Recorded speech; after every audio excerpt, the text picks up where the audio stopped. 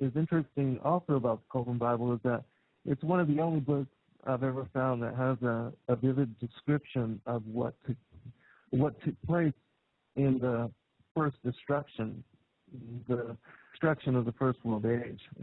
But we're going to go into that. But I want to give my co-hosts, Alan Swanson and Kevin Unterberger, a chance to give a shout-out. Kevin, you want to sound off? Sure. Shabbat Shalom, everyone. Once again, I'm blessed to be here with Brother Alan and Brother Zen for another exciting show. And I was looking forward to hearing your thoughts on the Kolbrin Bible. While I have never had the opportunity to read it, I trust your discernment, Zen, and Brother Alan's. And while the portion of the show that really tweaked my interest was the thoughts upon Nibiru or Rahab, or as some might call it, Planet X, or wormwood that they correlate it to in the scriptures. And while my views differ from I suspect from yours and Brother Allen's as far as the reality of this particular planet, I in jest before we came onto the show said, well, I'm probably going to be the one that plays devil's advocate. What I should have said is I probably am going to be the one that plays God's advocate as far as the concerning the existence of this planet X, this Nibiru, this Rahab, this wormwood that is spoken of in the scriptures. The scriptures speak of it as wormwood, and I will make my viewpoint known on the show. So I might be in opposition to maybe possibly what you folks, you and Alan, might believe or have come to glean knowledge upon. But that doesn't mean, and that's what this show is all about, I think, folks, is different perspectives. But as far as Planet Nibiru goes, as we get into the show, I'll make my stance known to all of you, and we'll let the listeners decide, where the truth leads them. It's all in the process of us seeking the truth, and I love doing it with you guys, and I think that it's going to be an interesting topic here. Yeah, but just know that I'm not trying to debate whether this planet is in existence or not. I'm just reading what the Kolbrin Bible says. So. Oh, I know. But anyways, Alan, do you want to give a shout out? Yeah. Good afternoon, Fallen Angels TV, weighing and sharpening slaughter prophetic revelations that are, in my opinion, soon to befall the earth. There's nothing I'd rather be doing. Blessed to be here. Yeah. So. I want to, for those that haven't had a chance to even look at this particular book, it's incredible amount of work put together, and it covers like Genesis to Revelation, it covers from the beginning all the way to the end. But so I'm gonna go into this. Let me hold on one second.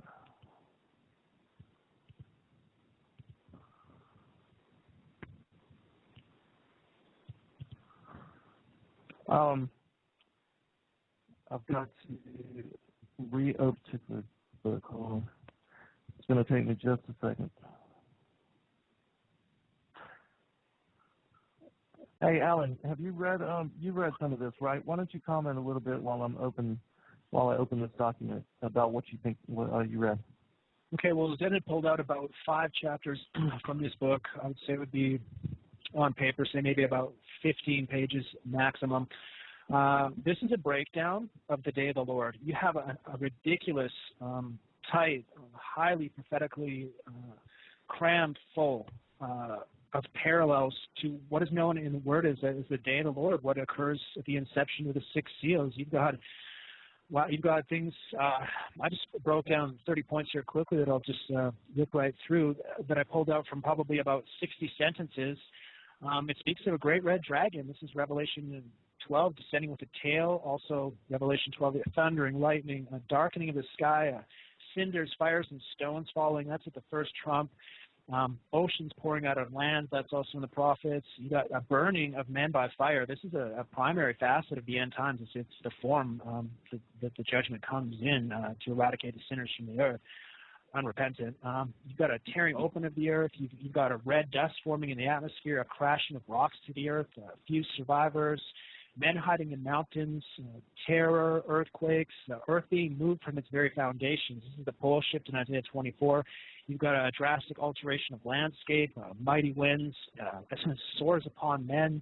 It speaks of its mouth actually being an abyss. You've got hail falling to the earth, the destruction of the trees, melting of mountains, also a very specific terminology to the day of the Lord in the prophets. The bloodying of waters, a vile contamination of the waters, destruction of all the grass, great swarms of locusts. You've got a total blackness, a destruction of ships, and another one, the earth spewing up the dead and the embalmed being revealed to all, a halting of the grinds and a great moral degeneracy. I mean, I could have even kept going with that, and then I pulled that out of literally like about 40 or 50 sentences of a prophetic chapter in this book. So basically, what I've read in this book is it's the day of the Lord, but it explains the physics or a possibility of the physics behind it as being this great planet passing, and it also parallels implicitly the Exodus judgment. What happened there? So I'm not saying it's divinely inspired, but it is extremely interesting. And the more that I look at the incursion prophecies and the physics behind the judgments, of the final days, it really seems to be the only viable answer. It seems to be sort of something that's mentioned in the Word a lot without specifically referring it to it as a planet, aside from once in Isaiah 13. Kev, I'm going to give you a moment to comment here because I'm still having problems with this particular document, and I apologize. That's not a problem, Brother Z. Folks, when it comes to the question of this planet Exodus and Nibiru, I think it's incumbent upon people to remember where the word Nibiru came from. It comes from the Sumerian cuneiform stone tablets and writings that are probably 6,000 years old, and the term Nibiru means planet of the crossing. And as far as the Sumerian culture is concerned, I guess you could say it was the first recorded civilization on Earth after a flood, then called Sumerian, which is in today's Iraq. But when it comes to how people are tying this planet as far as to wormwood in the scriptures, I was very interested by it and all the hype that's on the internet about it. But in the revelation of Christ given to John, we find that most intriguing prophecy often used to suggest that some kind of heavenly body will crash into the earth and do great damage. The prophecy describes this as a great star named wormwood, and when we examine this concept in light of biblical support, and I'll read Revelation 8 verses 10 and 11 real quick. And a third angel sounded, and there fell a great star from heaven, burning as it were a lamp. And it fell upon the third part of the rivers, and upon the fountains of waters. And the name of the star is called wormwood. And many died of the waters because they were made bitter. So we see in that article, in that scripture, we primarily use scripture here in strict adherence to biblical animation that the Bible should interpret itself. And I think our challenge is in understanding John's vision and defining what these terms and images mean. If we were to ascribe purely to the literal physical meaning of these, then we accept that a huge star burning brightly will crash into our planet, but somehow the earth will not be destroyed. It will mysteriously manage to fall on only the rivers and aquifers, fully 1/3 of them, which are scattered widely, across the globe. And no one will die from what would be a cataclysmic impact, but rather from the water which is poisoned and made bitter from the star. So now when you consider the physical interpretation of these things, we are confronted with events which violate the laws of our Creator God has set in motion in the universe. If we, on the other hand, cling to the strictly literal interpretation, but then justify our position by suggesting that God will violate his own laws to miraculously bring forth this to fulfillment, then aren't we departing from the literal physical understanding anyway and taking that position, I think. It's clear that it would violate the principle of biblical integrity and the consistency upon which the soundness of the Scripture is based. How does it violate the integrity? I think because it's an important and powerful message Christ has given to John. And when you search the Scriptures... No, I'm talking about the planet. Because if a planet was to impact the Earth, Brother Z and Brother Allen, it would destroy our planet. We know that. Oh yeah, absolutely. You know what I mean? And God never said that He was going to destroy our planet. And right. So I think it plays into, and I'm here again, it plays into that 90-10 part of 90% truth and 10% lie that we see Hollywood portraying, that there's going to be this rogue planet or asteroid hitting the Earth, and you see movies made about this to really to scare us and to and I think that the Illuminati, because they worship a different God, they kind of believe this, and that's why they build these great underground bases to hide in, and the Scriptures tell us about it. And let me interject here for just a second, Kevin. As far as the planet Nibiru, I never said that this planet was ever going to impact the Earth. Oh, and I know that. Never, And also, as far as this Kolbrin Bible, which thank God I was able to retain the document, and we're going to go into it now. The Kolbrin Bible doesn't describe this called the destroyer, and I'm not even saying that it's Nibiru. All I'm saying is that something is described, and I'm not saying it's wormwood either, but something in the Kolbrin Bible, hold on. Something in the Kolbrin Bible is described as the destroyer, and it talks about it coming close to the Earth and crossing the sky, but it doesn't say that it impacts it. But we're going to go ahead we're going to go ahead and go into this because we got an hour remaining, and I need to cover a lot of territory. So this is from the destruction and the recreation. This is the Kolbrin Bible. It is known, and the story comes down from ancient times, that there was not one creation but two, a creation and a recreation. It is a fact known to the wise that the earth was utterly destroyed once and then reborn on a second wheel of creation. At the time of the great destruction of earth, God caused a dragon from out of heaven to come and encompass her about.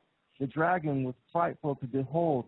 It lashed its tail. It breathed out fire and hot coals, and a great catastrophe was inflicted upon mankind. The body of the dragon was wreathed in a cold, bright light, and beneath on the belly was a ruddy, hued glow, while behind it trailed a flowing tail of smoke, and it spewed out cinders and hot stones, and its breath was foul and stenchful, poisoning the nostrils of men.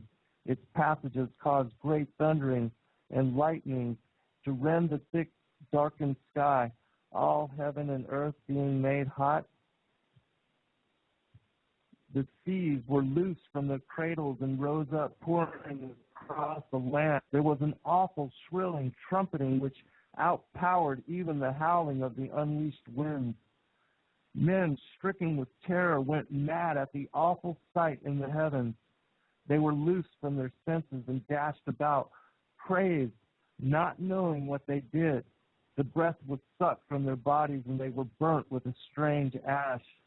And then it passed, leaving earth enwrapped within a dark and glowing mantle, which was ruddily lit up inside. The bowels of the earth were torn open in great rising upheavals, and a howling whirlwind rent the mountains apart. The wrath of the sky monster was loosed in the heavens. It lashed about in flaming fury, roaring like 1,000 thunders. It poured down fiery destruction amid a welter of thick black blood. So awesome was the fearfully aspected thing that the memory mercifully departed from man. His thoughts were smothered under a cloud of forgetfulness.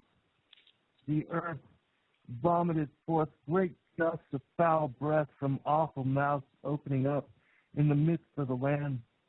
The evil breath bit at the throat before it drove men mad and killed them. Those who did not die in this manner were smothered under a cloud of red dust and ashes, or were swallowed by the yawning mouths of earth, or crushed beneath crashing rocks.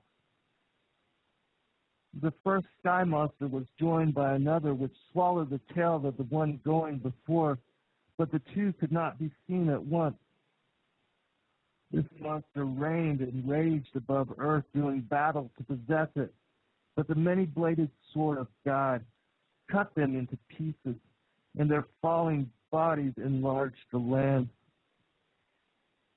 and the seas. In this manner, the first earth was destroyed by calamity, descending from out of the skies. The vaults of heaven had opened to bring forth monsters, more fearsome than any that had ever haunted the uneasy dreams of men. Men and their dwelling places were gone. Only sky boulders and red earth remained, where once there were, but amidst all the desolation, a few survived. For man is not easily destroyed. They crept out from caves and came down from the mountainsides. Their eyes were wild and their limbs trembled. Their bodies shook and their tongues lacked control. Their faces were twisted and the skin hung loose on their bodies. They were as maddened wild beasts driven into an enclosure before flames. They knew no law, being deprived of all the wisdom they once had. And those who had guided them were gone. The earth, only true altar of God, had offered up a sacrifice of life and sorrow to atone for the sins of mankind. Man had not sinned in deed, but in things he had failed to do. Man suffers only for what he does, but for what he fails to do. He is not chastised for making mistakes, but failing to rectify and recognize them. The great canopy of dust and cloud, which encompassed earth, enshrouding it in heavy darkness, was pierced by ruddy light, and the canopy swept down in great cloudbursts and raging storm waters. Cool moon tears were shed for the distress of the earth and the woes of men. When the light of the sun pierced the earth, piercing its shroud, bathing the land in revitalizing glory, the earth again knew night and day, for there was now times of light and times of darkness. The smothering canopy rolled away, and the vaults of heaven became visible again to man. The foul air was purified, and new air clothed the reborn earth, shielding her from the dark, hostile void of heaven. The rainstorms ceased to beat upon the faces of the land, and waters stilled their turmoil. Earthquakes no longer tore the earth open, nor was it burned and buried by hot rocks. The land masses were reestablished in stability and solidity, standing firm in the midst of surrounding waters.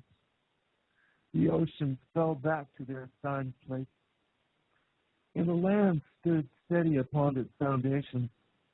The sun shone upon land and sea, and then life was renewed upon the faces of the earth. Rain fell gently once more, and clouds of fleece floated across day skies. The waters were purified, and the sediment sank, and life increased in abundance. Life was renewed, but it was different. Man survived, but he was not the same. The sun was not as it had been, and the moon and a moon had been taken away.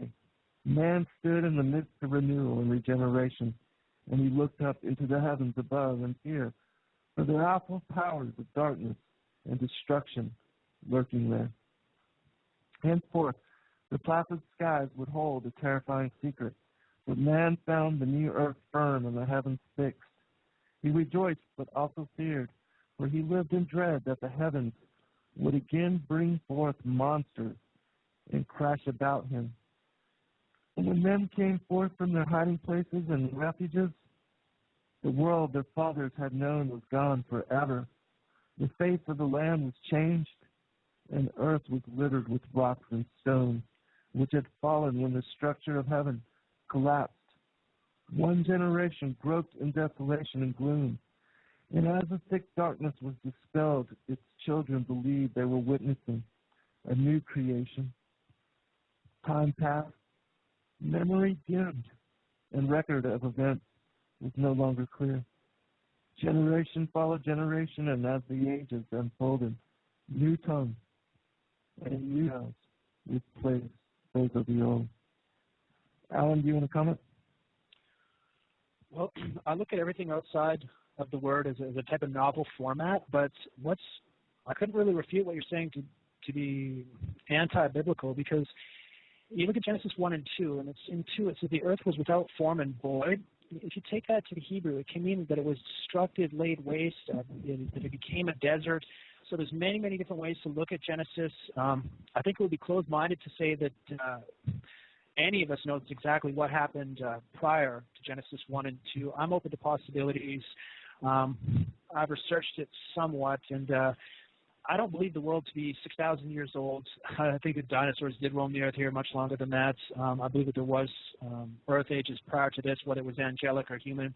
I'm not really sure. It's not something that I would really be preaching or trying to force on anyone. I would just exhort everyone to keep an open mind and to look at this as an extremely interesting passages. In Jeremiah 4:23, it says, I looked on the earth, and behold, it was formless and void. That's tohu and bohu. That's exactly what is being spoken of in Genesis 2. It said, I looked on the mountains, and behold, they were quaking.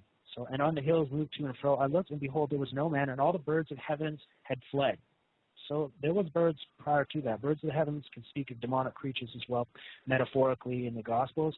And I looked, and behold, the fruitful land was a wilderness, and all the cities were pulled down before the Lord in his fierce anger. So what Jeremiah is seeing here is either to take place in the future or to take in place prior to Genesis 2, or it's cyclic, and it will take place in both those instances. So I'm open to to seek this and learn more about it. Highly interesting. Well, I think it just, it's interesting in that it just adds to, because nowhere else have I found anything written about the destruction of the first world age. And I talk about that in my book, and I have this particular passage in my book as well when I'm talking about, and I bring out 2 Peter as well too. But I do believe, like you, that the first world age, the spiritual world age, I feel that it was destroyed, and that the Lord destroyed it because the angels had corrupted it so completely that that the Lord had to destroy it. And like with him wiping out the hybrids with the flood, that was also a destruction. But Kevin, you want to comment? Yeah, I perfectly agree with the 3 world ages, and as you well know, and Brother Allen. And I just want to make known, just so people don't think that we're divisive on this issue. My standpoint is just from the not from the 3rd world age context, but as far as, and I want to stipulate this just so people don't think that we're arguing with each other, but as far as the camps of the Nibiru Rahab are concerned, the Planet X are concerned, I don't want people to think that the world is going to, and there's a lot of people in those camps that we need to reach, Brother Z and Brother Allen, that really are falling for this, that a planet is going to come and crush the planet Earth and and destroy it, and that's my standpoint on this. The rest of what you are speaking of, as far as what you just read from the Kolbrin Bible, is not even relating to what I was saying, talking about earlier. So yes, I do wholeheartedly believe in those 3 world ages, and I think that nails it right there in those first paragraphs that you read. But I want to let folks know that to be very weary when it comes to the Planet X or the what's being sold to us as the destruction of our planet, because our Father never told us that He would destroy the earth. And I you know what, I got to get a hold of that. Kevin, I got to get a hold of that Kolbrin. Let's focus here, man. Let's focus on the topic. I got to get a hold of that Kolbrin Bible. I can tell you that. Planet X, but let's focus on what I'm covering as far as what I'm reading. So yeah, I think it nails. I'm going to continue on. This is chapter 3. It's called the Flood of Atuma, and I'm not going to read the full entire description of this particular account, only up until a certain part, but just the very beginning. And this particular part talks about a partial flood that was brought on to destroy the Tower of Babel, and that they were creating all that. And again, I don't give any credence. I'm just reading what it says. I'm not saying that this is biblical, that this is scriptural, that this is in truth fact. I'm not making any of those claims. I'm just reading what it says and giving you a chance to hear it. Brother Z, can I ask you a question, without judging the work. So just, when you were when you were reading the flood of Atuma. Okay, I was going to ask you, when you were reading that, when in your reading, when the planet was surrounded with the red cloud, you were speaking as far as the first world age, as that covering it, correct? Yeah. When that's what the Kolbrin Bible is saying. Destruction of the first world age. Gotcha. All right. The flood of Atuma. Behold, was this not written in the days of our fathers' fathers and of their fathers before them, and given unto us that we should pass it in to you, the children of days yet unborn, that if the ability of the scribe remains with you, it could be read in your generation. Read, O children of the unborn years, and absorb the wisdom of the past, which is your heritage, the enlightening words from a past which is to you in days so far away and yet in truth so near. We are taught that we live forever, and this is true, but it is equally true that no moment of life must be wasted, for each hour and day on earth is a shaping for the future. We are the inheritors of a portion of time. We can dissipate it on futile things or utilize it on everlasting benefits. In the days of our fathers, before barren teachings clogged the thoughts of men, and vain formal ritual built a wall which obscured understanding, men walked in the light of truth. They knew there was one God alone, but because they walked in the light of truth, because they allowed their higher abilities to fall to disuse, they saw less clearly. And because he appeared in different aspects, they thought he was many. Now, in our days, God has many varied forms in the eyes of men, and each declares he alone knows the true name and the likeness of God. Here all men fall into error, though all have spoken truly according to their understanding. But truth can never bow to the limited understanding of man. The comprehension of man must expand to grasp it. In olden times there were spawned great monsters and beasts in fearful form, with frightful gnashing teeth and long ripping claws. An elephant was but a cat in comparison with them. Then, because of heavenly rebellion and turmoil and terror overwhelming the hearts of men, the Great One hardened the face of the land, which had become unstable, and the beasts were changed to stone. This was before times when the destroyer was still slumbered in the upper vaults of heaven. Thus it is written in the record of Belshazzar, in those days the people were wicked. And though the wise men among them gave many warnings of the wrath to come, they would not listen. And such is the way of the wicked. So it came about that the chastening spirit became stirred up against them, because of the odor of wickedness arising from the earth. For her nostrils abhor the smell of evil. This is a smell no man can know. For as the hounds know the smell of fear, which no man can detect, so can other beings know the smell of wickedness. The great floodgates which are above the earth were all open, and thus the floodwaters rose up to cover the land, and great rainstorms lashed down. The winds could no longer discover their destination. The people left the plain of Shinar and fled up into a great mountain rising above the flatlands. And here, near the summit, they camped feeling themselves secured. The wicked mock, saying, "No water can ever reach up here. There is not enough of it, heaven or on earth."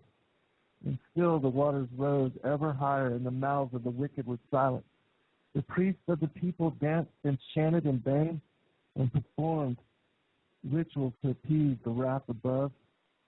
There came a period of quietness, and then the gateway to the heaven, wherein the chief of interpreters might commune with the other realm.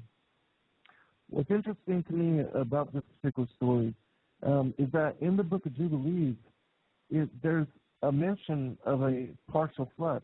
And I think it's only a couple scriptures long, but I do remember that there was a mention of a partial flood, and so I'd never seen that or read that anywhere else, and so I saw that here. Alan, you want to comment here? Amos speaks about, I think it's about in the 8:8 area, of great waters being brought up over Tyre, I believe it is, and they'll never be seen again.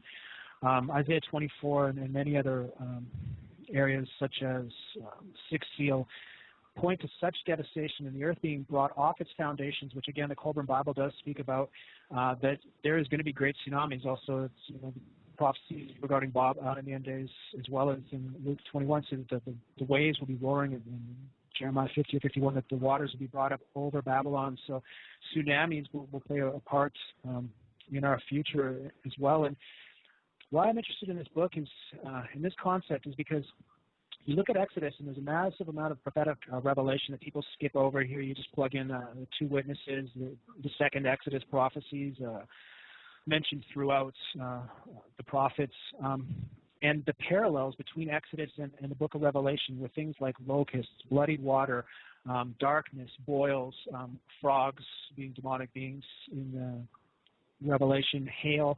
All these things are mentioned in the Kolbrin Bible in just a few short, quick chapters, and I can't really find in the chapters that I read about the return of the red dragon / Nibiru, its possibilities, that is anti-biblical or anti-day of the Lord. And so the cohesive factor here, what really makes this of a high interest, is that the prophecies Zechariah Sitchin brings forth, which again is from fallen angels, but there's a lot of truth to what he's saying. It's just that sin that's Antichrist, that's the devastator, is that the book of Exodus was approximately 3,600 years ago. So this also ties into this big jigsaw puzzle, and we've had books like First Enoch, Maccabees, Esdras taken away from us. So to think that there's not some things that to be searched otherwise, I think that's a little bit naive. And again, it's a glory of God to conceal a matter, but it's the glory of a king, a spiritual king, to seek it out. So all this seems to be fitting into a great jigsaw puzzle. And again, all these books, such as First Enoch, surfacing in this day and age, as well as the availability of the internet and many other sacred texts, which can lead you astray if you give them too much credence, seems to be pointing to a picture that is being painted. Yeah, it's interesting to me is that in having studied, the whole wealth of Scripture and holy words and holy works and what is considered holy books by different people, is that there's so many different things that are mentioned. There's wormwood in Revelation. There's Planet X. There's Nibiru. There's the Sumerian. There's the destroyer of the Kolbrin Bible. And I'm not saying that they're connected, but it seems interesting to me that they keep repeating the same phenomena. And so, whether we give any credence to whether these events are going to happen in the future or not, or a planet Nibiru coming back towards the earth or not, it seems to me, even in Revelation, there's written about, destruction on the earth and asteroids hitting. Even in the Bible code, there's a lot mentioned about asteroids impacting the earth and destroying, the ships of the sea and polluting and poisoning the waters and the rivers. And in reading and bringing forth what the Kolbrin Bible says and making it available to the listening audience, because most of you have never heard of it or even had chance to read of it, it's quite poetic. It's very eloquent in its presentation in the way that it describes the events that happened in the past, which we have no other really detailed accounting of. Even though we know the Bible talks about the three world ages, and I talk about this in my book for those that don't know about it. Basically, the first world age is the spiritual age, when everybody was in spiritual being in angelic form before we incarnated into flesh. And it was in that we were witness to the war in heaven, the rebellion of Lucifer, and the banishment of 1/3 of the angels. And then the angels were part of those that incarnated into the flesh, and that especially those that were of the middle ground that made no decision one way or the other, were part of those that incarnated into the flesh in what would be the second world age. And the second world age happened and began when Lucifer seduced Eve in the garden and impregnated her with Cain, who became the firstborn son of the devil, the firstborn son of Satan, and Adam impregnated with Abel, whom Cain slew, whom Cain murdered. And then Seth was the second son, and he was the line from which all the patriarchs were born. And those were the two lines that the whole Genesis 3:15 enmity between her seed and thy seed, that war was going to perpetuate. And that began the second world age, which would go on for 7,000 years, according to Scripture, that there would be, much like 7 days of creation, 7,000 years, these 7 days, which would make up the second world age. And then there would be a third world age where all this duality and evil and that we see now would be eliminated. There would no longer be any of that, and it would no longer be perpetuated. The Lord would no longer allow it. And evil and judgment would come into being, and salvation would be granted to those of the righteous and those that were of the wicked, the wheat and the tares. We're talking about the harvest here. And the Lord put in His Word all these different signs. And so I'm just bringing forth all these different scriptures so that people can, just hear them and judge for yourself. Go read them for yourself and decide for yourself whether they're relevant or not. I'm making no claim one way or the other. But I'm going to go ahead and take this call on area code 804 just to see if they want to make a comment. Area code 804, did you have a question or comment? Yes, I have lived through a lot of bizarre circumstances, and a lot of religions create a lot of problems. And I think what people have to do is really look within and try and, whatever they've done in their past, become more spiritual and loving with one another, and look into whatever spiritual religions they want, but with caution. And again, I have found that my strength comes from just asking Jesus to come into my heart and help me fulfill my mission in this life according to His will. As far as what's prophesied, we're all going to die a physical death. And that, again, should be an awakening for everyone, everywhere, to see that we're here for a very short period. And what are we doing with our time to make the world a better place, to make peace with our brothers and try and achieve a spiritual life in the physical plane, so that when we go into the spiritual plane again, we will have accomplished some of the lessons we came here to learn. Yeah, I fully agree with you, brother. I think that is what all this is about, is in developing a relationship with the Father and the Son, and that's true religion. It's a personal relationship. It's not about a building. It's not about a book. It's not one day a week. It's an every moment, every second kind of thing. And so I applaud you in your walk, brother, and I hope that you can continue to grow. All of us continue to grow in the Word and in the Lord, and I'm encouraged by your seeking, and I thank you for calling in. Well, I thank you for allowing me to speak, and God bless you for your work, and I hope that anyone listening will do exactly what you said.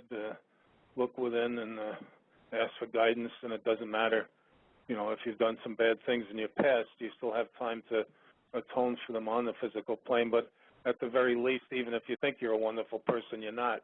There's a lot more you can do with actions, kind actions, get out there, stir up the world, do some things with love in your heart and extend that to others so that as you be the example, they may become an example themselves someday. Absolutely. That's what it's all about, brother. That's why the Lord came into the flesh, an example to us through his, life and his work and his being, the kindness and the courtesy, the compassion, the foot washing, who is the greatest among you? He that serves the other, and then you serving each other and loving one another, and that's what it's all about. And so God bless you, brother. Thank you very much again. God bless you. Thank you. We'll take this one last call, see if they want a question, comment. Area code 770, did you have a question or a comment? Yeah, I think it's just a listener. I think I'm just listening. Yeah. All right, yeah, they're just listening in. All right, Alan, did you want to comment on what that brother said, and then we'll go on?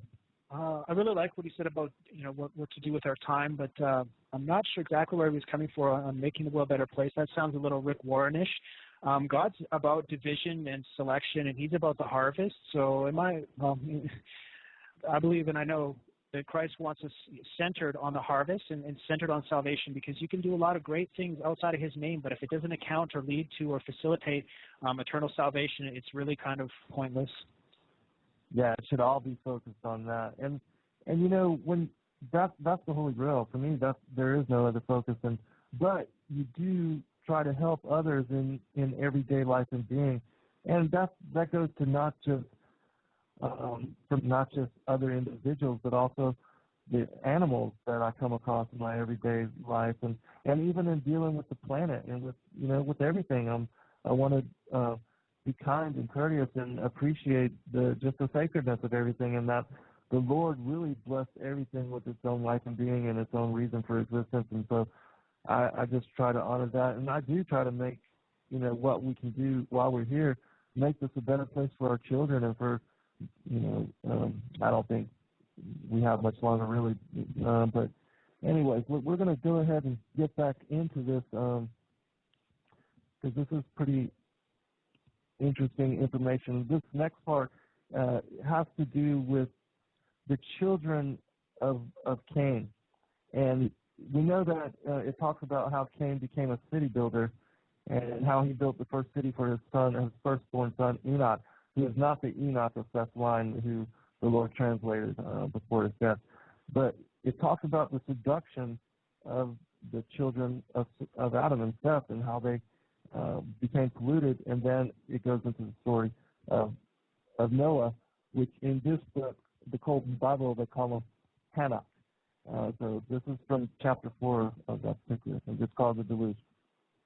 It is written in the great book of the Firehawk that earth was destroyed twice, once altogether by fire and once partially by water. The destruction by water was the lesser destruction and came about in this manner. The people of those times spurned all spiritual things, and men lived only for pleasure, caring little for the good of mankind or the future of the people. Lewdness and lies were upon the tongues of all men, and brother could not deal justly with brother. The princes and governors and proper tribute was not paid. The statutes were held up to scorn. The lives of men were ruled by their desires, and they spent their days in gluttony, drunkenness, fornication, dancing and singing to instruments of music. The land was unattended, for men dissipated their strength in unproductive lusts and pleasures. Women lacked shame, for many would cast their glances after one man. Men fought among themselves and even slew one another because of their lust for worthless women. While the chaste women were not sought, they were even rejected, for men declined the effort of being worthy of them in the eyes of their fathers. Wives were unhonored, and only the women of pleasure commanded the attentions of men. Women were unclean and immodest, and men lay with them shamelessly in the presence of one another. Old women were more lustful than even the young ones, while virgins were seduced and corrupted in their childhood. Fathers fornicated before their sons and were admired for their prowess. They made no distinction between their sons and other men, or between their wives and other women. Deceit and violence were seen on every hand. To the east and north were high mountains, upon which dwelt a tribe called the sons of Nezerah, the men of the mountains, who were hardy men and mighty hunters, skilled in the chase and valiant in battle. The men were upright, their wives were faithful, and their sons noble. In their hearts were no unworthy thoughts, no envy or hate, no malice or deceitfulness. They did not smile before a man's face, uttering smooth words. Then, when he turned his back, reach out to stab him. In their wives and daughters there was no impure longing, and neither cursing nor lying was heard among them.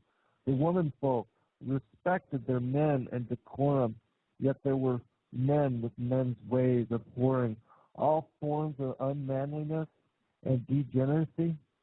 Therefore, the treasures in the cities of the plains and the weakness of the people to whom these belonged did not go unnoticed by the sons of Nezerah. So they said among themselves, "Let us go down and do a good deed among these people. Let us show them the ways of men who are strong, making them slaves, and possessing ourselves of their goods." This talk continued among the men in the marketplaces and gatherings until they were stirred up to deeds, and they gathered together a war band of fighting men. The mountain men chose leaders from among themselves after their custom and prepared to fall upon the soft-living people of the plain and to become their masters. When the chiefs of the mountain men saw what was happening, they became wroth and ordered their men to return to their flocks and pastures. The chief of chiefs stood up before the gathered warband and said, "It is our decree that this thing shall not be done. You must not go down from these mountains bringing the sword to these people. Leave them alone. As rotted fruit is left on the tree to wither and die, leave them to follow their own ways a little longer, and in the fullness of time they will destroy themselves. Make no widows among your own. If you go down there carrying fire and sword, you may find a trap laid for you among the flesh pots. The attraction of their pleasure and the temptation of their luxuries is too strong. Men such as you, like the lure of flame, have for the moth. Do not lay yourselves open to destruction, even though the manner of its accomplishment be pleasant. If you must destroy this people, then destroy utterly, so nothing remains. They are many while we are few, and though by the keen, hard-hitting sword we may prevail in battle, yet might we not be lost under a deluge of soft feathers?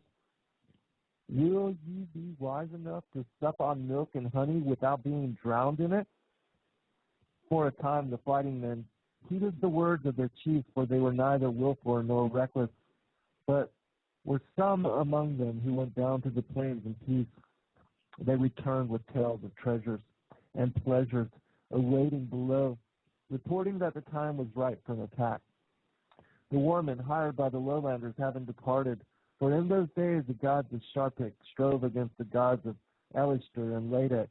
Then the fighting men disregarded the commands of their chiefs, and choosing war captains from among themselves, went down and fell upon the people of the plain. The people of the plain bowed before the strength of the men of the mountains. They did not fight, for among all their possessions they regarded their lives as the most valuable thing, precious above all else. They said, "Take whatever we have, our riches and harvest, the treasured things from our dwelling, even our daughters for your amusement, but leave us enough that we may live under your shadow." The sturdy men of the mountain were sickened by these half-men who had lived for 3 generations without fighting, and they despised them. The battle-hardened men who had come down from the highlands took whatsoever they desired. The plainsmen demurred, but because their stomachs turned to water before the virility of their conquerors and their protestations were words of wind, the victors clothed themselves in plundered finery and indulged themselves in the wines and delicacies of the food tables. They slept in the beds of luxuries and dissipation, every want being attended to by the vanquished. They learned the ways of sensuality which goes with soft living, and when satiated with natural pleasures, some lightened their boredom with unnatural ones. The mountain men saw that the women of the cities were beautiful, but they were not modest. They casting their charms before their masters, unashamed. So it followed they were taken, when required, and treated as chattels. The women did not complain, though hitherto they had stood equal with their menfolk. But women's equality with half men is not something of value. With women like this, the men placed no restraint on their lust, and went from excess to excess. The women, rejoicing in the strength and vigor of the men, said amongst themselves, "Here are men indeed, such as we have not known before." Then, in the manner of women, they turned away from their own men and from the households of their husbands and fathers, for now they despised them. They threw off all the womanly restraint and grappled with the victors like ravening beasts, and the strong were vanquished by weakness. Always do women behave thus when their men are defeated in battle. It is for this men fight. None came to do battle with the victors, for they who had fought for the gods and destroyed themselves, and in the fullness of time the victors too were destroyed by the flesh pots, and by fornication and drunkenness, by ease and luxury. Their fighting strength and valor departed with the passing years. They grew fat and slothful. They who had come down in manly array to fight and win, who could not be challenged in battle by the lesser men of the plains, were eaten up in the mansions of pleasure, and in the drinking booths, with music and wine and fine linen. Upon the mountains and the mountain homes there were weeping and sadness among the women. Fields were untilled and cattle strayed away. Sheep went unplucked. The best craftsmen were gone, and few remained willing to learn their skill. The teachers of learning taught no more. The gnarled hand that had wielded the sword and terrorized the foe now plucked the strings of psaltery and lyre. The rough jerkins and corselets were cast off, and now garments of fine linen dyed purple and crimson. Men arrayed their softening bodies in gaudy attire and bathed in scented waters. They rejected their own women for those of the cities, whose hands and feet were stained with bright colors, and whose faces were marked with blue. One day from afar off came 3 men of Ardis, the country having been stricken by a mountain burst. They were worshippers of the one God whose light shines within men. And when they had lived in the 2 cities for a number of days, they were stirred up in their hearts because of the things they saw. And so they called upon their God to see these evil things. And their God sent down a curse upon the men of the cities. And there came a strange light and smoky mist, which caught at the throats of men. All things became still and apprehensive. There were strange clouds in the skies, and nights were hung with heaviness. Many days passed before a north wind came, and the skies cleared. But then, when women conceived, they bore devils. Monstrosities came forth from their wombs, whose faces were terrible, and whose limbs were unproportioned. In those days, men knew the art of working clay and making linen in bright colors, and also the use of eye paint. They had knowledge of herbs and enchantment, and the wisdom of the book of the heavens, the knowledge of signs and omens, the secrets of the seasons of the moon and the coming of the waters. The remnants of the sons of Nezerah remained upon the mountains which are against Ardis, by the land about the encampment of Lamech. In Ardis there were wise men filled with the inner wisdom, who read the book of the heaven with understanding, and knew the signs. They saw the deeds of men in all the lands about the mountains. It had brought them to their hour. Then the day came when the lady of the night changed her garment for one of a different hue, and her form swept more swiftly across the skies. Her tresses streamed behind in gold and copper, and she rode in a chariot of fire. The people in those days were a great multitude, and a loud cry ascended into heaven. Then the wise men went to Sharapik, now called Sarapesh, and said to Sisudia, the king, "Behold, the years are shortened, and the hour of trial draws nigh. The shadow approaches this land because of its wickedness. And yet, because you have not mingled with the wicked, you are set apart and shall not perish. This, so your seeds may be preserved." And then the king sent forth for Hanak, son of Hogatir, and he came out and heard a voice among the reeds saying, Abandon your abode and possessions, for the hour of doom is at hand. Neither gold nor treasure can buy a reprieve. And then Hanok came into the cities and said to the governors, Behold, I would go down to the sea and would therefore build a great ship, that I may take my people upon it. With me will go those who trouble you, and they will take the things which cause you concern. Therefore you will be left in peace to your own enjoyment. The governor said, Come to the sea and build your ship there, and it will be well for you to go with our blessings. But Hanok answered them and said, It has been told to me in a dream that the ship should be built against the mountains, and that the sea will come up to me. And when he had gone away, they declared him mad. The people mocked him, calling him commander of the sea. But they did not hinder him, seeing gain in his undertaking.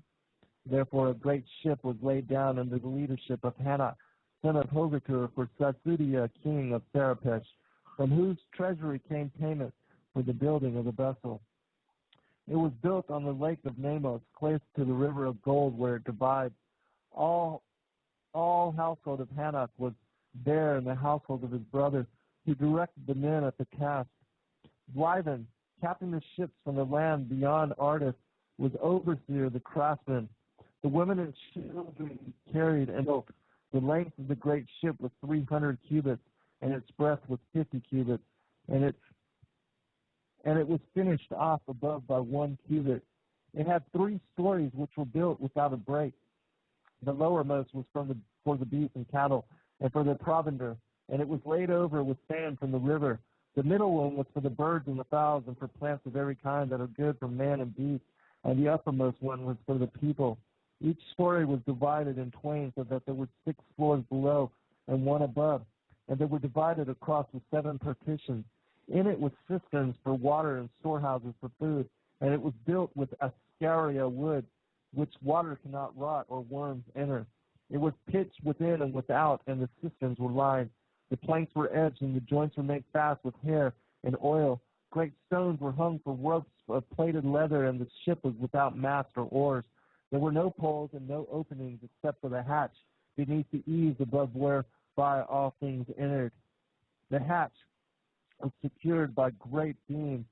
Into the great ship they carried the seed of all living things, grain laid up in baskets, and many cattle and sheep were slain for meat which was smoked by fire. They also took all kinds of beasts of the field and wild beasts, and birds and fowls, and all things that crawl. Also gold and silver and metals and stones. The people of the plains came up and camped about to see this wonder. Even the sons of Nezerah were among them, and they daily mocked the builders of the great ship. But these were not dismayed, and toiled harder at the task. They said to the mockers, Have your hour, for ours will surely come. On the appointed day, they who were to go with the great ship departed for their homes, and they kilned and embraced the trees, and they gathered up handfuls of the earth. For all this they would see no more. They loaded the great ship with their possessions, and all their provender went with them. They set a ramset over the hatch, pouring out blood, milk, honey, and beer, beating upon their breasts, weeping and lamenting. The people entered the great ship and closed the hatch, making it secure within. The king had entered in with him those of his blood, in all 14, for it was forbidden that his household go into the ship. Of all the people who entered with him, 2 understood the ways of the sun and the moon, and the ways of the year and the seasons. 1 the quarrying of stones, 1 the making of bricks, and 1 the making of axes and weapons. 1 the playing of musical instruments, 1 bread, 1 the making of pottery, 1 the care of gardens, and 1 the carving of wood and stone.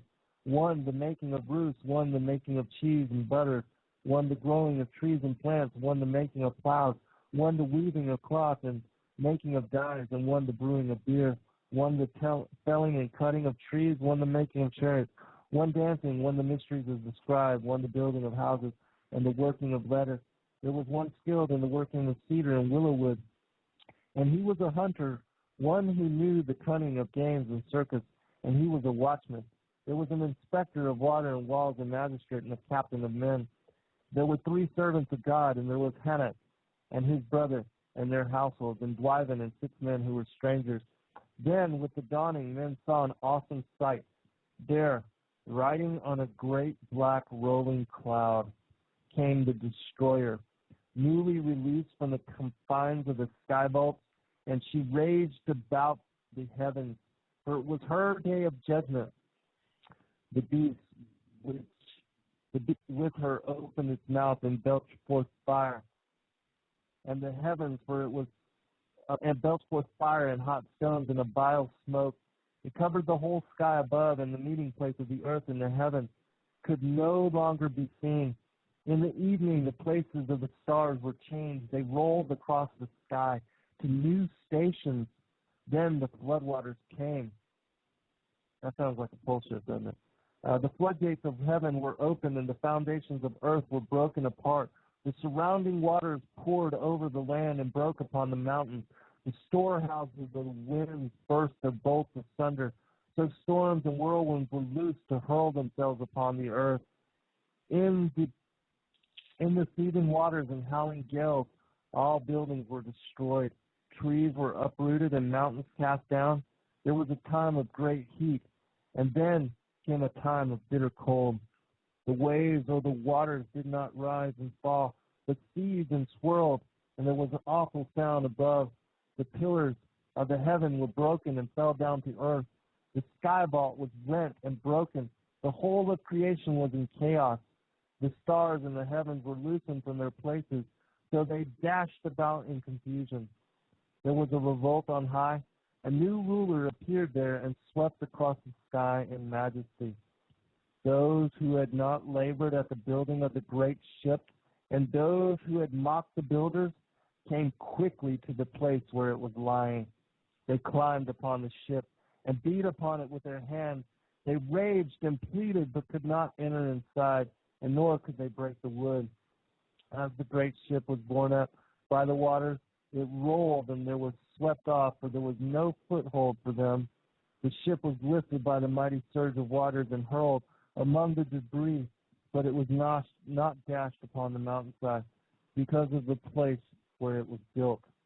All the people not saved within the ship were swallowed up, and in the midst of the raging confusion, and their wickedness and their corruption was purged away from the face of the earth. The swelling waters swept up to the mountaintop and filled the valleys.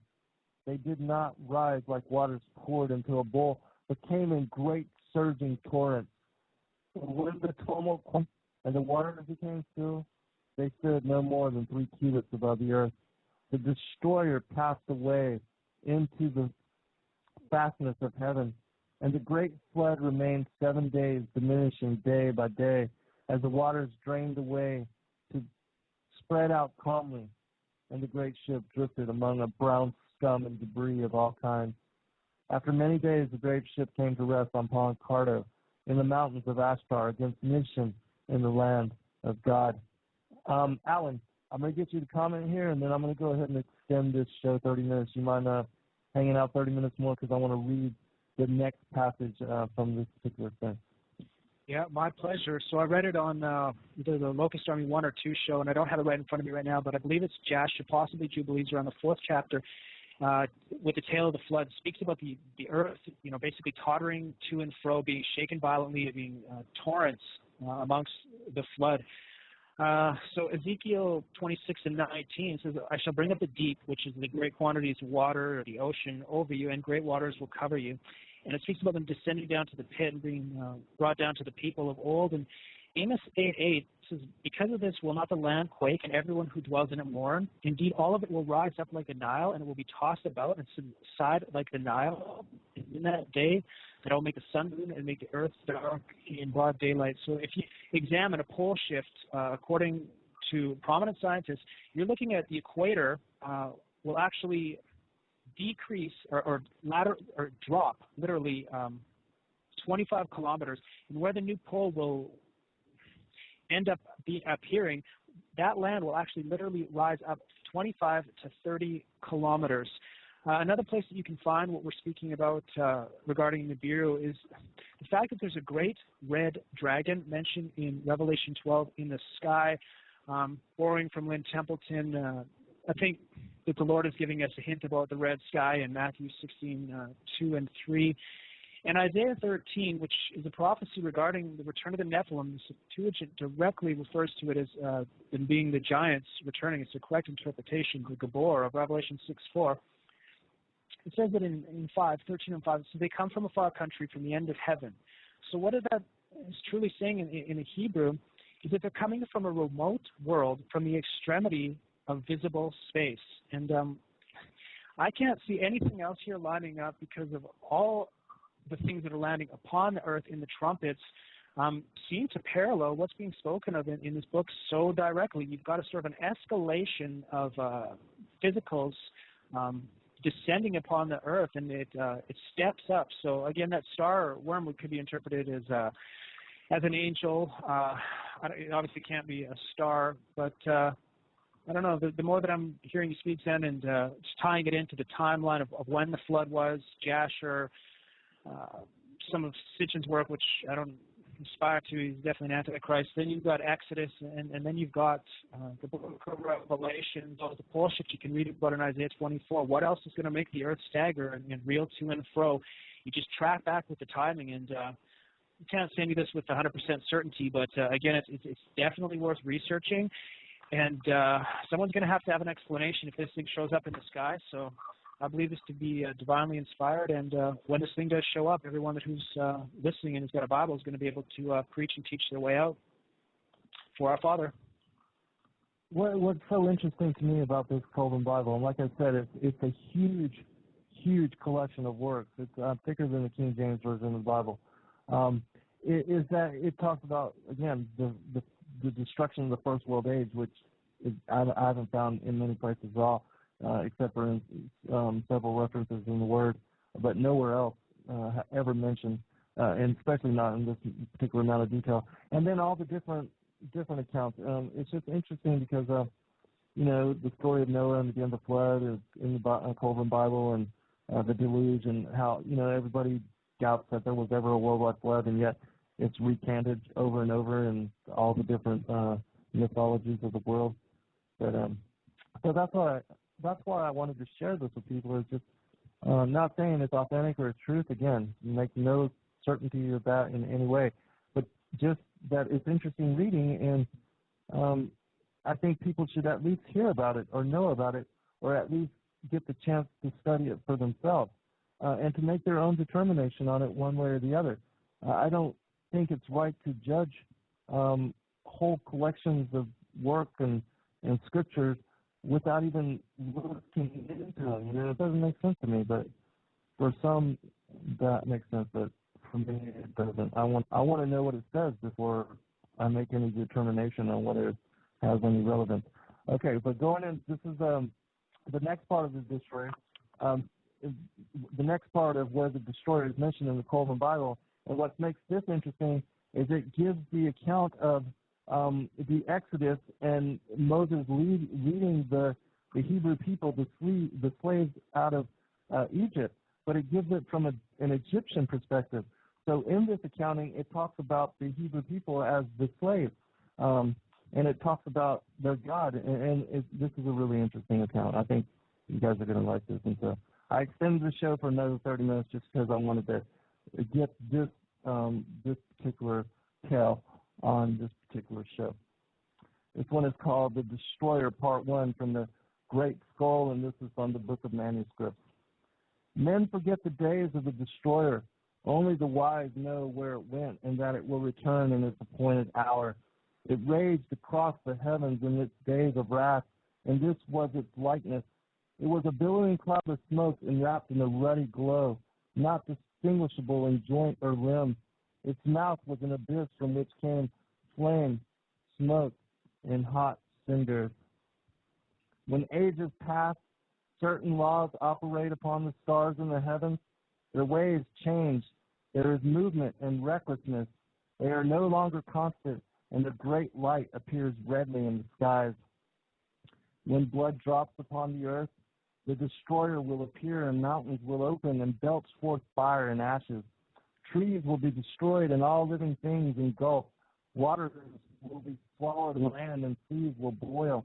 The heavens will burn brightly and redly. There will be a copper hue over the face, and followed by a day of darkness. A new moon will appear and break up and fall.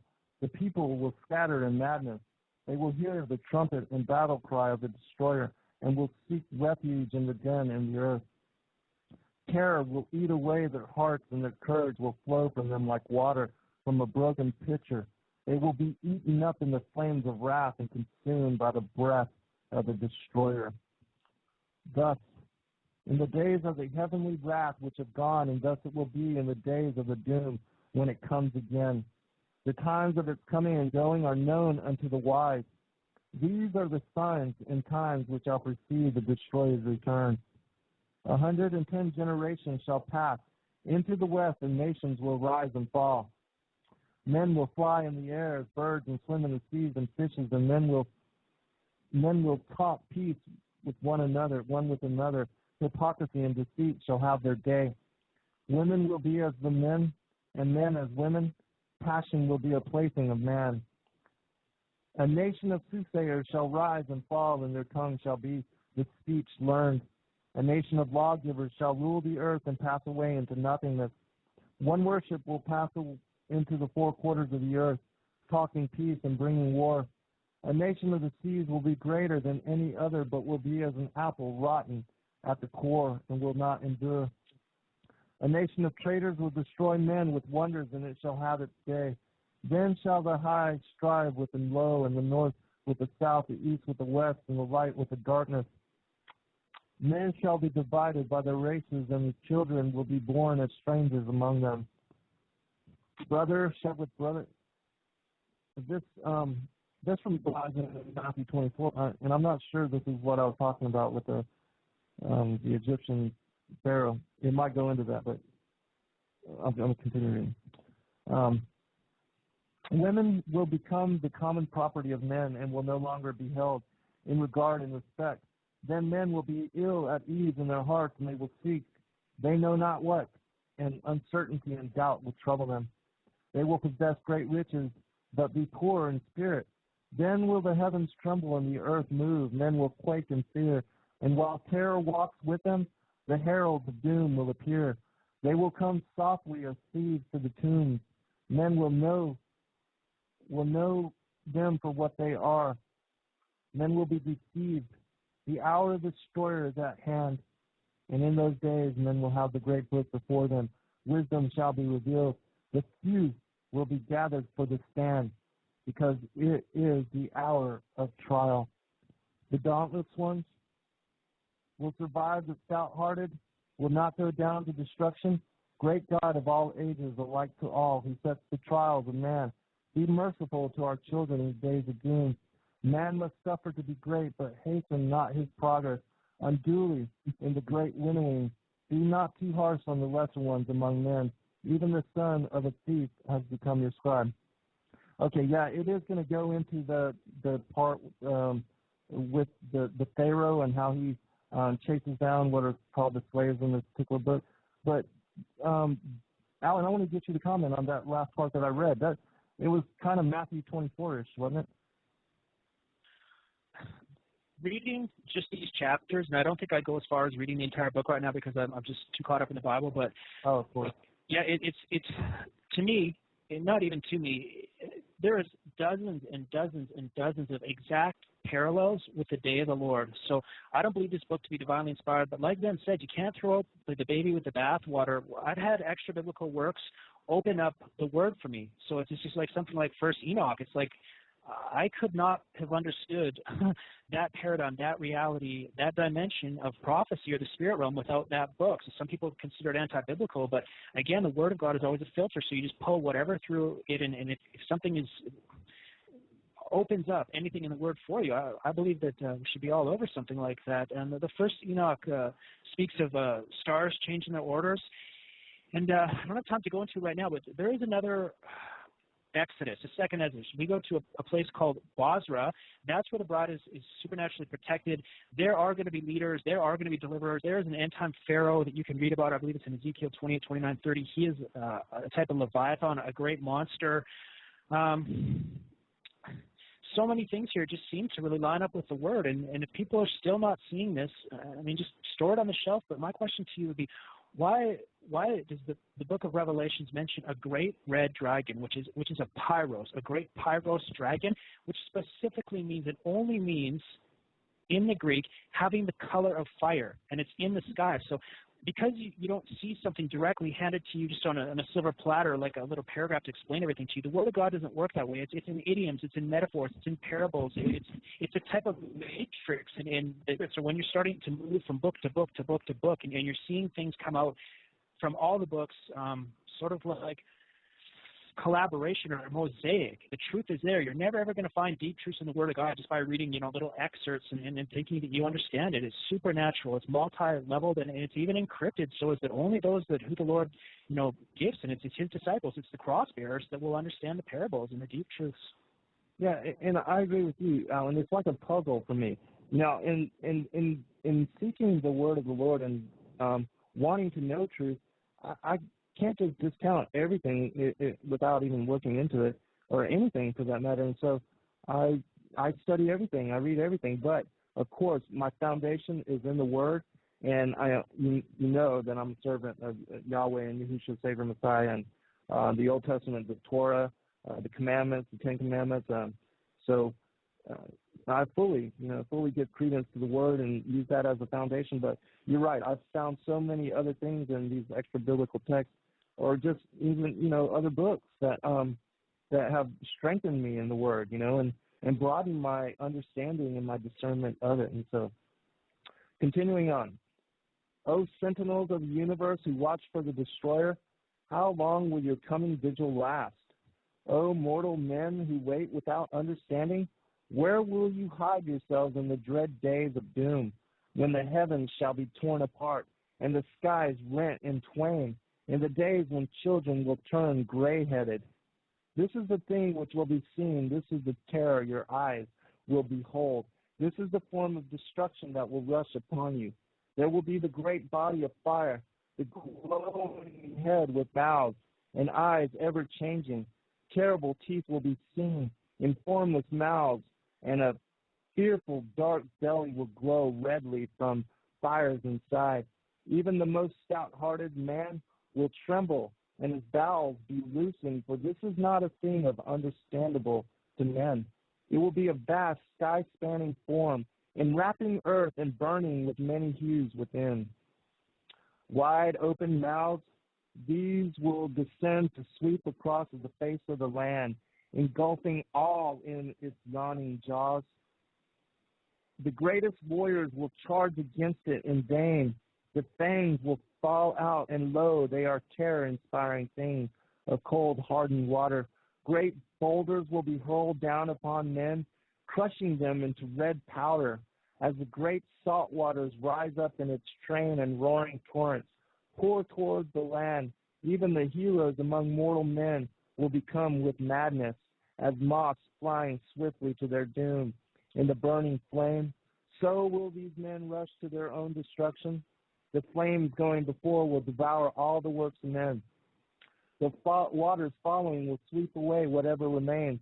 The dew of death will fall softly as gray carpet over the cleared land, and men will cry out in their madness, "Oh, whatever being there is, save us from this tall form of terror. Save us from the gray dew of death." Part 3. The dune shape called the destroyer in Egypt was seen in all the lands whereabouts. In color it was bright and fiery, in appearance changing and unstable. It twisted about itself like a coil, and fiery in appearance, changing and unstable, like water bubbling into a pool. From an underground supply, and all men agree, it was the most fearsome sight. It was not a great comet or a loosened star, being more like a fiery body of flame. Its movements on high were slow. Below it swirled in the manner of smoke, and it remained close to the sun, whose face it hid. There was a bloody redness about it, which changed as it passed along its course. It caused death and destruction in its rising and setting. It swept the earth with great cinder rain and caused many plagues, hunger, and other evils. It bit the skin of men and beasts until they became mottled with sores. The earth was troubled and shook. The hills and mountains moved and rocked. The dark, smoke-filled heavens bowed over earth, and a great howl came to the ears of men, borne to them upon the wings of the wind. It was the cry of the dark Lord, the master of dread. Thick clouds of fiery smoke passed before him, and there was an awful hail of hot stones and coals of fire. The doom-shaped thundered sharply in the heavens and shot out bright lightnings. The channels of water were turned back unto themselves, and when the land tilted, and great trees were tossed about and snapped like twigs. Then a voice like 10,000 trumpets was heard over the wilderness, and before its burning breath the flames parted. The whole of the land moved, and mountains melted. The sky roared like 10,000 lions in agony, and bright arrows of blood sped back and forth across its face. Earth swelled up like bread upon the earth. This was the aspect of the doom shape called the destroyer. When it appeared in days long gone by in olden times, it is thus described in the old records, few of which remain. It is said that when it appears in the heaven above, earth splits open from the heat like a nut roasted before the fire. Then flames shoot up through the surface and leap about like fiery fumes upon black blood. The moisture inside the surface, the moisture in the land is all dried up in the pastures, and cultivated places are consumed in flames, and they and all the trees become white ash. The doom shape is like a circling ball of flame which scatters small fiery offspring in its train. It covers about a fifth part of the sky and sends writhing snake-like fingers down to the earth. Before the sky appears frightened, and it breaks up and scatters away. Midday is no brighter than night. It spawns a host of terrible things. These things said of the destroyer in the old records, read them with a solemn heart, knowing that the doom shape has its appointed time and will return. It would be foolish to let them go unheeded. Now, men say, such things are not destined for our days. May the great God above grant that to be so. But come, the day surely will, and in accordance with his nature, man will be earned. This next part, which is the final part we're going to cover today, is called the Dark Days. And this is the aftermath of this particular thing, whatever it is, the destroyer coming through the skies, and this is what happened to Egypt. And this is during the time where Moses is leading them out during the Exodus. This is a really incredible passage. The dark days began with the last visitation of the destroyer, and they were foretold by strange omens in the skies. All men were silent and went about with pale faces. The leaders of the slaves which had built the city to the glory of Tom stirred up unrest, and no man raised his arm against them. They foretold great events of which the people were ignorant and of which the temple seers were not informed. These were the days of the ominous calm, when the people waited for they knew not what. The presence of an unseen doom was felt. The hearts of men were stricken. Laughter was heard no more, and grief and wailing sounded throughout the land. Even the voices of children were stilled, and they did not play together, but stood as silent. The slaves became bold and insolent, and women were the possessions of any man. Fear walked the land, and women became barren with terror. They could not conceive, and those with child aborted. All men closed up within themselves. The days of stillness were followed by a time when the noise of trumpeting and shrilling was heard in the heavens. And the people became as frightened without a herdsman, as asses when lions prowl without their foal. The people spoke of the God of the slaves, and reckless men said, if we knew where this God were to be found, we would sacrifice to him. But the God of the slaves was not among them. He was not to be found within the swamplands or in the brick pits. His manifestation was in the heavens for all men to see. But they did not see with understanding, nor would any God listen, for all were dumb because of the hypocrisy of men. The dead were no longer sacred and were thrown into the waters. Those already entombed were neglected, and many became exposed. They lay unprotected against the hands of thieves. He who once toiled long in the sun, bearing the yoke himself, now possessed oxen. He who grew no grain, now owned the storehouse full. He who once dwelt at ease among his children, now thirsted for water. He who once sat in the sun with crumbs and dregs was now bloated with food. He reclined in the shade, his bowls overflowing. Cattle were left unattended to roam into strange pastures, and men ignored their marks and slew the beasts of their neighbors. No man owned anything. The public records were cast forth and destroyed, and no man knew who were slaves nor who were masters. The people cried out to the Pharaoh in their distress, but he stopped his ears and acted like a deaf man. There were those who spoke falsely before Pharaoh and had gods hostile towards the land.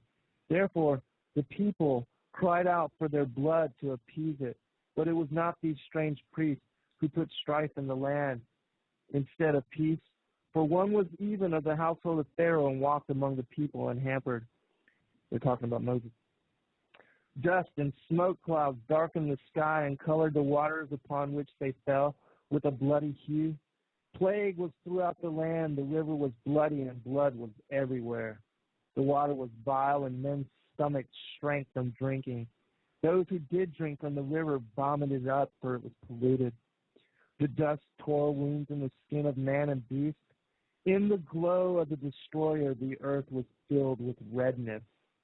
Vermin bred and filled the air and face of the earth with loathsomeness. Wild beasts afflicted with torments under the lashing sand and ashes came out of their lairs in the wastelands and cave places and stalked the abodes of men. All the tame beasts whimpered, and the land was filled with the cries of sheep and the moan of cattle. Trees throughout the land were destroyed. No herb or fruit was to be found. The face of the land was battered and devastated by a hail of stones, which smashed down all that stood in the path of the torrents. They swept down in hot showers, and strange flowing fire ran along the ground in their wake. The fish of the river died in the polluted waters. Worms, insects, and reptiles sprang up from the earth in huge numbers. Great gusts of wind brought swarms of locusts, which covered the sky as the destroyer flung itself through the heavens. It blew great gusts of cinders across the face of the land. The gloom of a long night spread a dark mantle of blackness, which extinguished every ray of light. None knew when it was day and when it was night, for the sun cast no shadow. The darkness was not the clean blackness of night, but a thick darkness in which the breath of men was stopped in their throats. Men gasped in a hot cloud of vapor, which enveloped all the land and snuffed out all lamps and fires. Men were benumbed and lay moaning in their beds. None spoke to another or took food, for they were overwhelmed with despair. Ships were sucked away from their moorings and destroyed in great whirlpools. It was a time of undoing. The earth turned over as clay spun upon a potter's wheel. The whole land was filled with uproar from the thunder of the destroyer overhead and the cry of the people. There, as the sound of moaning and lamentation on every side, the earth spewed up its dead. Corpses were cast out of their resting places, and the embalmed were revealed to the sight of all men. Pregnant women miscarried, and the seed of men was stopped. The craftsman left his task undone. The potter abandoned his wheel, and the carpenter his tools, and they departed to dwell in the marshes. All crafts were neglected, and the slaves lured the craftsmen away. The dues of Pharaoh could not be collected, for there was neither wheat nor barley, goose nor fish. The rights of Pharaoh could not be enforced, for the fields of grain and the pastures were destroyed. The highborn and the lowly prayed together that life might come to an end and the turmoil and thundering ceased to beat upon the ears. Terror was the companion of men by day, and horror the companion by night. I'm going to skip down a little bit so I can get to the part where they're chasing. There were 9 days of darkness and upheaval, while a tempest raged such as never had been known before. When it passed away, brother hurried brother throughout the land.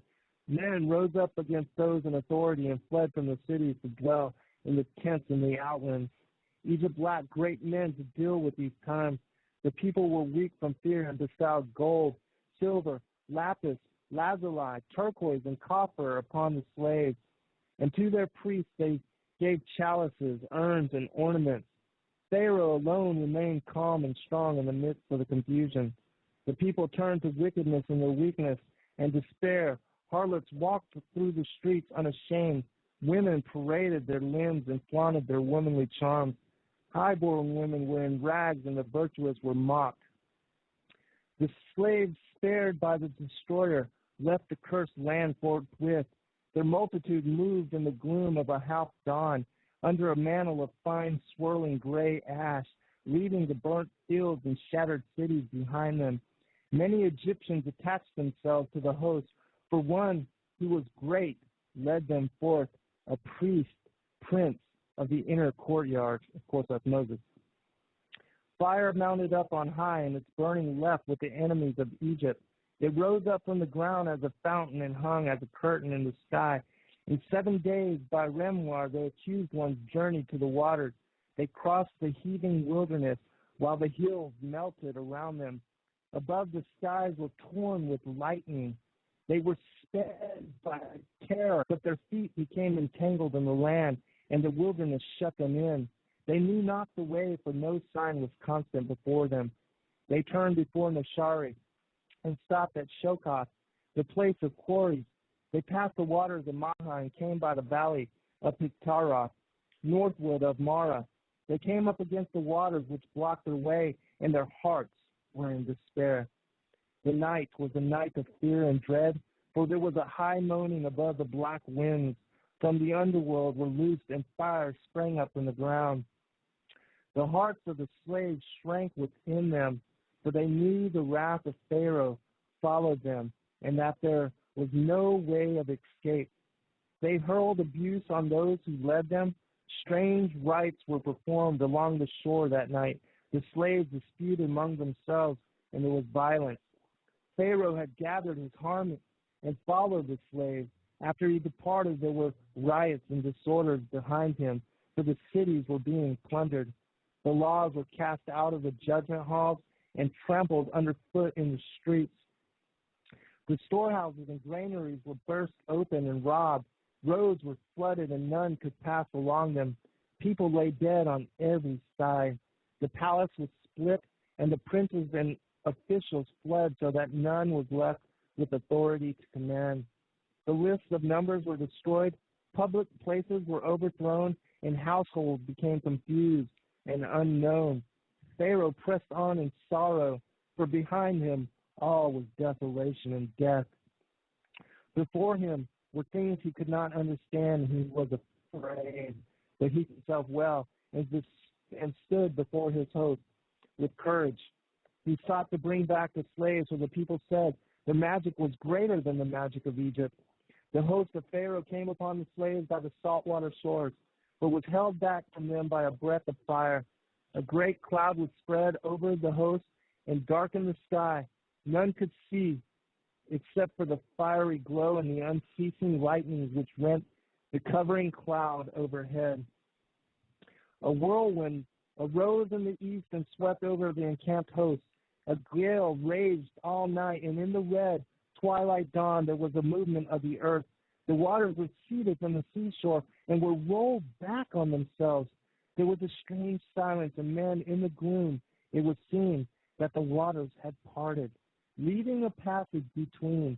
The land had risen, but it was disturbed and trembled. The way was not straight or clear.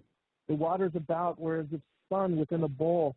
The swampland alone remained undisturbed, and from the horn of the destroyer came a high shrilling noise which stopped the ears of men. The slaves had been making sacrifices in despair. The lamentations were loud, and now before the strange sight there was hesitation and doubt. For the space of a breath they stood still and silent. Then all was confusion and shouting, some pressing forward into the waters against all who sought to flee back from the unstable ground. Then, in exaltation, their leader led them into the midst of the waters. Through the confusion, yet many sought to turn back into the host behind them, while others fled along the empty shores. All became still over the sea and upon the shores, but behind the earth shook and boulders split with a great noise. The wrath of heaven was removed to a distance and stood upwards of the two hosts, and still the host of Pharaoh held its ranks firm, in resolve before the strange and awful happenings, and undaunted by the fury which raged by their side, stern faces lit darkly by the fiery curtain, and then the fury departed, and there was silence. Stillness spread over the land while the host of Pharaoh stood without movement in the red glow. And then with a shout, the captains went forward, and the host rose up behind them. The curtain of fire had rolled up into a dark billowing cloud which spread out as a canopy. There was a stirring of the waters, but they followed the evildoers past the place of the great whirlpool. The passage was confused in the midst of the waters, and the ground beneath unstable. Here in the midst of the tumult of waters, Pharaoh fought against the hindmost of the slaves and prevailed over them, and there was a great slaughter amid the sand and the swamp and the water.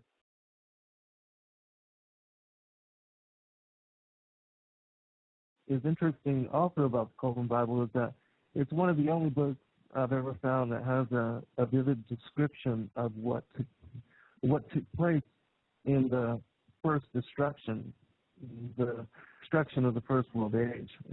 But we're going to go into that. But I want to give my co-hosts, Alan Swanson and Kevin Unterberger, a chance to give a shout-out. Kevin, you want to sound off?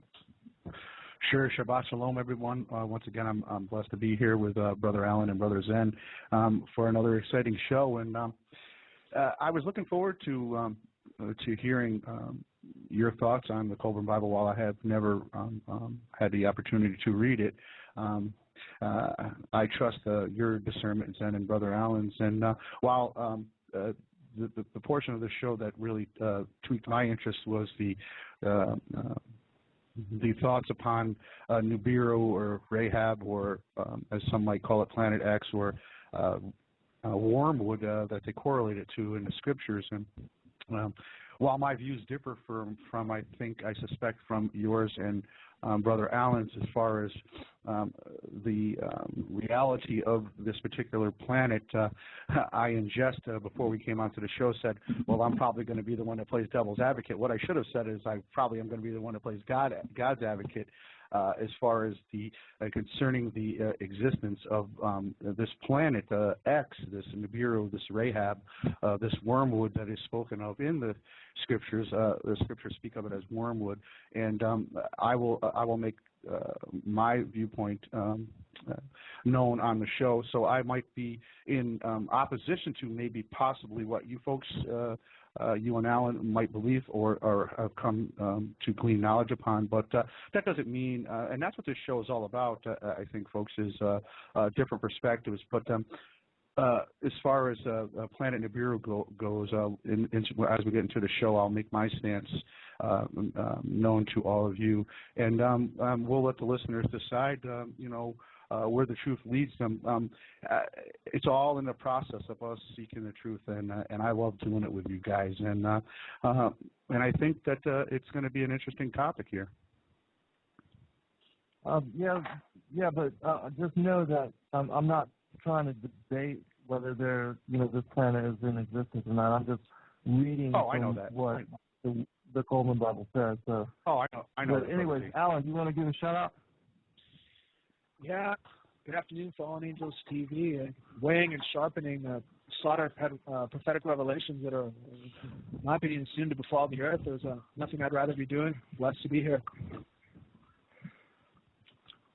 Yeah. So I want to, just for those that haven't had a chance to even look at this particular book, it's incredible amount of work put together, and it covers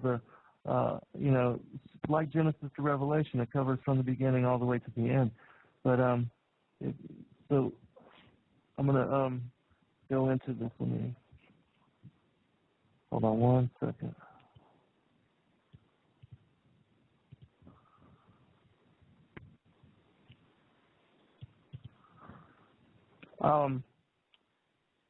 I've got to reopen the book. Hold on. It's going to take me just a second. Hey, Alan, have you read some of this, right? Why don't you comment a little bit while I open this document about what you think you read? Okay, well, Zen had pulled out about 5 chapters from this book. I would say it would be on paper, say maybe about 15 pages maximum. This is a breakdown of the day of the Lord. You have a ridiculous, tight, highly prophetically crammed full of parallels to what is known in the Word as the day of the Lord, what occurs at the inception of the 6 seals. You've got things. I just broke down 30 points here quickly that I'll just look right through that I pulled out from probably about 60 sentences. It speaks of a great red dragon. This is Revelation 12, descending with a tail. Also, Revelation 12, thundering, lightning, a darkening of the sky, cinders, fires, and stones falling. That's at the first trump. Oceans pouring out on land. That's also in the prophets. You got a burning of men by fire. This is a primary facet of the end times. It's the form that the judgment comes in to eradicate the sinners from the earth. Unrepentant. You've got a tearing open of the earth. You've got a red dust forming in the atmosphere, a crashing of rocks to the earth, a few survivors, men hiding in mountains, terror, earthquakes, the earth being moved from its very foundations. This is the pole shift in Isaiah 24. You've got a drastic alteration of landscape, mighty winds, soars upon men. It speaks of its mouth actually being an abyss. You've got hail falling to the earth, the destruction of the trees, melting of mountains, also a very specific terminology to the day of the Lord in the prophets. The bloodying of waters, a vile contamination of the waters, destruction of all the grass, great swarms of locusts. You've got a total blackness, a destruction of ships, and another one, the earth spewing up the dead and the embalmed being revealed to all, a halting of the grinds and a great moral degeneracy. I mean, I could have even kept going with that, and I pulled that out of literally like about 40 or 50 sentences of a prophetic chapter in this book. So basically, what I've read in this book is it's the day of the Lord, but it explains the physics or a possibility of the physics behind it as being this great planet passing, and it also parallels implicitly the Exodus judgment. What happened there? So I'm not saying it's divinely inspired, but it is extremely interesting, and the more that I look at the incursion prophecies and the physics behind the judgments, of the final days, it really seems to be the only viable answer. It seems to be sort of something that's mentioned in the Word a lot without specifically referring it to the planet, aside from once in Isaiah 13. Kev, I'm going to give you a moment to comment here because I'm still having problems with this particular document, and I apologize. That's not a problem, Brother Z. Folks, when it comes to the question of this Planet X or this Nibiru, I think it's incumbent upon people to remember where the word Nibiru came from. It comes from the Sumerian cuneiform stone tablets and writings that are probably 6,000 years old. And the term Nibiru means planet of the crossing. And as far as the Sumerian culture is concerned, I guess you could say it was the first recorded civilization on Earth after a flood, then called Sumerian, which is in today's Iraq. But when it comes to how people are tying this planet as far as to wormwood in the scriptures, I was very interested by it and all the hype that's on the internet about it. But in the revelation of Christ given to John, we find that most intriguing prophecy often used to suggest that some kind of heavenly body will crash into the earth and do great damage. The prophecy describes this as a great star named wormwood, and when we examine this concept in light of biblical support.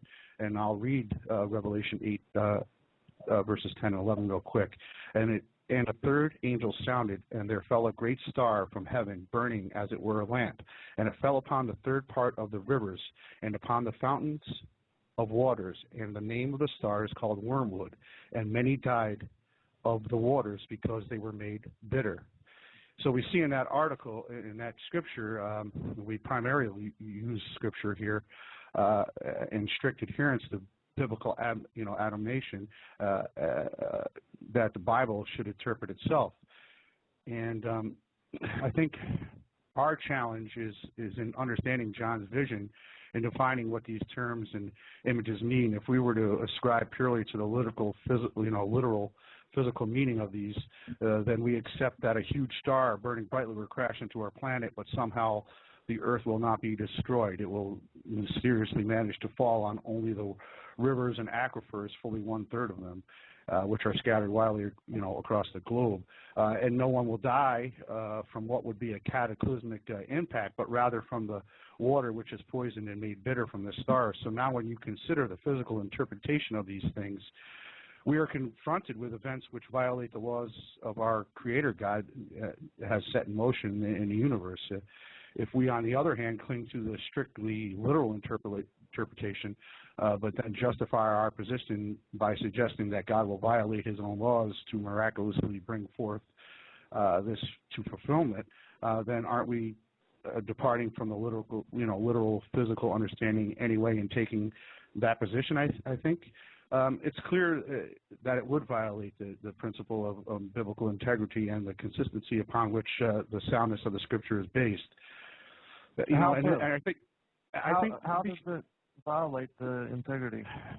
I think because it's an important and powerful message Christ has given to John. And when you search the Scriptures... No, I'm talking about the planet. Because if a planet was to impact the Earth, Brother Z and Brother Allen, it would destroy our planet. We know that. Oh yeah, absolutely. You know what I mean? And God never said that he was going to destroy our planet. And right. So I think it plays into, and here again, it plays into that 90-10 part of 90% truth and 10% lie that we see Hollywood portraying, that there's going to be this rogue planet or asteroid hitting the Earth, and you see movies made about this to really to scare us and to and I think that the Illuminati, because they worship a different God, they kind of believe this, and that's why they build these great underground bases to hide in, and the Scriptures tell us about it. And let me interject here for just a second, yeah. Kevin. As far as the planet Nibiru, I never said that this planet was ever going to impact the Earth. Oh, and I know that. And also, as far as this Kolbrin Bible, which thank God I was able to retain the document, and then we're going to go into it now. The Kolbrin Bible doesn't describe this called the destroyer, and I'm not even saying that it's Nibiru. All I'm saying is that something is described, and I'm not saying it's wormwood either, but something in the Kolbrin Bible. Hold on. Something in the Kolbrin Bible is described as the destroyer, and that it talks about it coming close to the Earth and crossing the sky, but it doesn't say that it impacts it. But we're going to go ahead and go into this because we got an hour remaining, and I need to cover a lot of territory. So this is from the destruction and the recreation. This is the Kolbrin Bible. It is known, and the story comes down from ancient times, that there was not one creation but two, a creation and a recreation. It is a fact known to the wise that the earth was utterly destroyed once and then reborn on a second wheel of creation. At the time of the great destruction of earth, God caused a dragon from out of heaven to come and encompass her about. The dragon was frightful to behold. It lashed its tail. It breathed out fire and hot coals, and a great catastrophe was inflicted upon mankind. The body of the dragon was wreathed in a cold, bright light, and beneath on the belly was a ruddy, hued glow, while behind it trailed a flowing tail of smoke, and it spewed out cinders and hot stones, and its breath was foul and stenchful, poisoning the nostrils of men. Its passages caused great thunderings and lightnings to rend the thick, darkened sky, all heaven and earth being made hot. The seas were loosed from their cradles and rose up, pouring across the land. There was an awful shrilling, trumpeting, which outpowered even the howling of the unleashed winds. Men, stricken with terror, went mad at the awful sight in the heavens. They were loosed from their senses and dashed about, crazed, not knowing what they did. The breath was sucked from their bodies, and they were burnt with a strange ash. And then it passed, leaving earth enwrapped within a dark and glowing mantle, which was ruddily lit up inside. The bowels of the earth were torn open in great rising upheavals, and a howling whirlwind rent the mountains apart. The wrath of the sky monster was loosed in the heavens. It lashed about in flaming fury, roaring like 1,000 thunders. It poured